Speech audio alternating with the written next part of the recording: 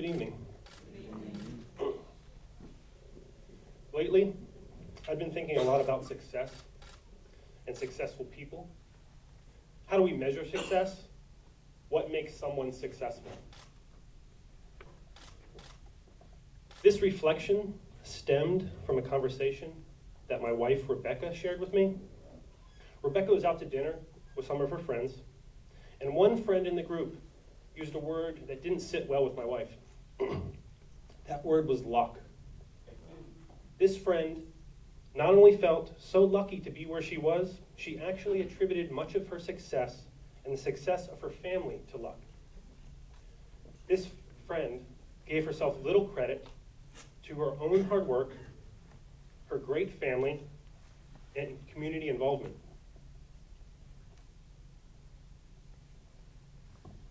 I think this lit a bit of a fire with my wife, and I assume it led to a very healthy dinner debate that night. You see, my wife, Rebecca, has worked extremely hard her entire life to reach her goals.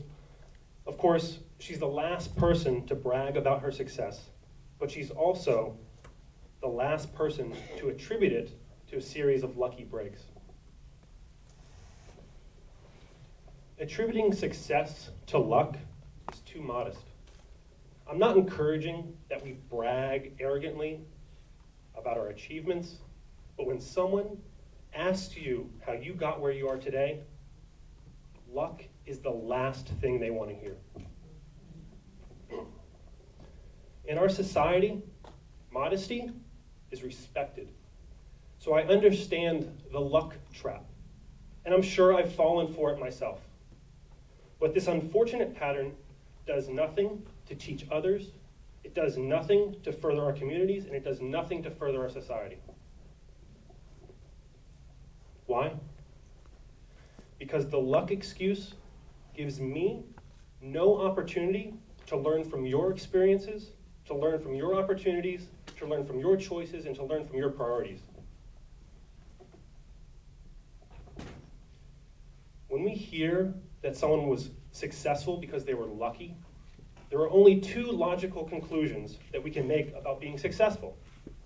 Either we need to gamble more, or we need to sit back and wait for that lucky break. Both are damaging conclusions. If we were to dig deeper into that successful person's history, we would learn something much more interesting. For every lucky break, there were hundreds of attempted opportunities, hundreds of networking attempts, and likely thousands of discriminate choices and decisions along the way. When we look at it that way, it's not about being lucky, it's about playing the numbers when they sit in your favor. And it's about putting yourself in situations that help put those numbers in your favor. Luck does not drive success. Success is about seizing opportunities. Each opportunity comes with three factors to consider. 1, the cost of involvement. 2, the expected return. And 3, the probability of a positive outcome. We can even calculate whether we should push forward on an opportunity. If the expected return times the probability outweighs the cost, it might be something worth considering. At a minimum, it's probably something you should prioritize amongst your other opportunities. Interestingly, most highly successful people are amazingly efficient at calculating the success formula on a day-to-day basis, and most seemingly drive these calculations with their gut. With that, I'd like to tell you some stories about my personal career. I grew up in rural Pennsylvania. I was a competitive swimmer. And one day while I was driving home from a swim meet, I asked my dad, who was driving, how do computers work? Now, most parents in 1990 would have responded with, I don't know. My dad replied with, I don't know.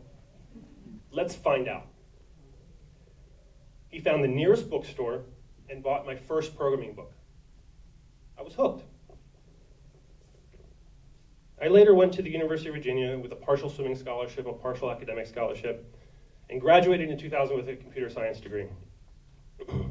I was in demand for a lot of government contracting companies in the area, but I also had an offer from an unknown startup in Herndon that sounded more interesting than the traditional big company. I seized that opportunity. Of course, that was a tricky time for tech companies. In 2002, we were having trouble, but still had some investment capital. And we bought a company based out of Seattle. Because our product didn't sell, and because the Seattle company had a better management team, they smartly took over. Soon, the entire Virginia office was whittled down from 100 people to just 3. Me and 2 other people leading their professional services division. We worked with clients like Microsoft and CNBC, Verizon, and Bank of America. One day, the CTO called me. I was on vacation. He asked if I would consider moving to Seattle. My wife and I had talked about moving. We weren't really interested in moving. We have family here. We were starting a family. So I said no. The CTO's response surprised me. Okay, well, we're going to have to let you go then. When I returned from vacation, my 2 other coworkers were already gone, but they had asked me to finish off 2 weeks to ease in the transition. 1 week into those 2 weeks, the CEO called me and said they no longer wanted to lay me off because they had just landed a big contract with Microsoft and Verizon. I told them I preferred my severance. And then I thought the only relationship that would work was a contractual one. They agreed, paid the severance, and I contracted them for several months.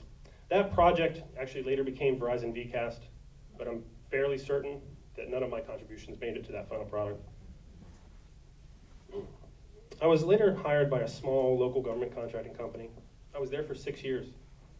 I started on some government contracts, worked on some private contracts, and then led up their product team. Along the way, I put myself in situations that presented me with several side business opportunities. One was a car forum for the Honda Fit. The car was popular in Japan, but we had no idea if it would make it to the States. We launched a web forum anyway, to the fanfare of Japan and Southeast Asia, but when the car did hit the States, we grew it to the #1 car forum in the world for that car, and the company was later sold to a NASDAQ-traded company.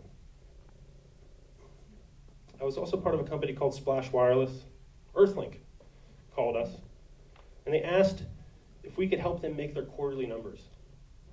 We said yes, of course. Of course, we didn't know what we were doing. In a week, we put up a site. A month later, we were their #1 reseller in the world. And yes, we did make their quarterly numbers. That lasted until Earthlink Wireless rebranded, and then we had to disband the company because the contracts were no longer valid. We also tried to repeat some of our past successes. The Honda Fit Car Club of America sounded like a great idea, right? We could leverage our car forum site. That was a complete flop. Another cell phone provider contacted us and asked us if we could do the same thing we did for Earthlink, but with some unknown phones. We tried, but the numbers didn't add up. Later, on a whim, a buddy and I built a site called Let Me Google That For You. We built it in 12 hours after a lunch with friends. The next day it hit the top of Reddit. The following day it hit the top of Dig.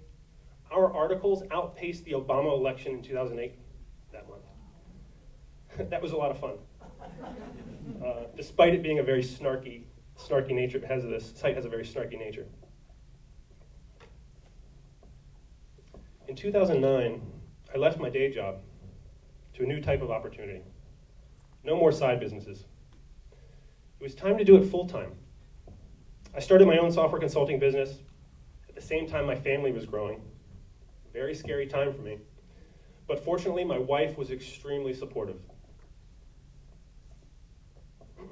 Later in 2010, I had a new idea, and with some help, I built a prototype for the company that I'm currently focusing on now, BusyConf. I focused too much time in consulting in 2011, but in 2012 I got the itch to really focus on BusyConf. I had to say no to many happy clients, but I'm driving forward with one of the bigger opportunities in my life. And that's where I am today. Along with a wife, 3 kids, and a dog, I'm working on BusyConf, which is an attempt to make conference and convention planning less of an utter nightmare. We're the only online platform with a unique set of conference workflows that makes that process easier. Now, that story, that's just a small fraction of how I got where I am today. There are many lost opportunities along the way and a lot of setbacks. And I'm sure I'll miss a lot of future opportunities too. But my goal is to try to seize the most rewarding opportunities to the best of my ability. So in conclusion, when you're asked how you became successful or how you got where you are today, let's keep luck out of it. Give yourself more credit and pat yourself on the back. There's more to learn from you than luck.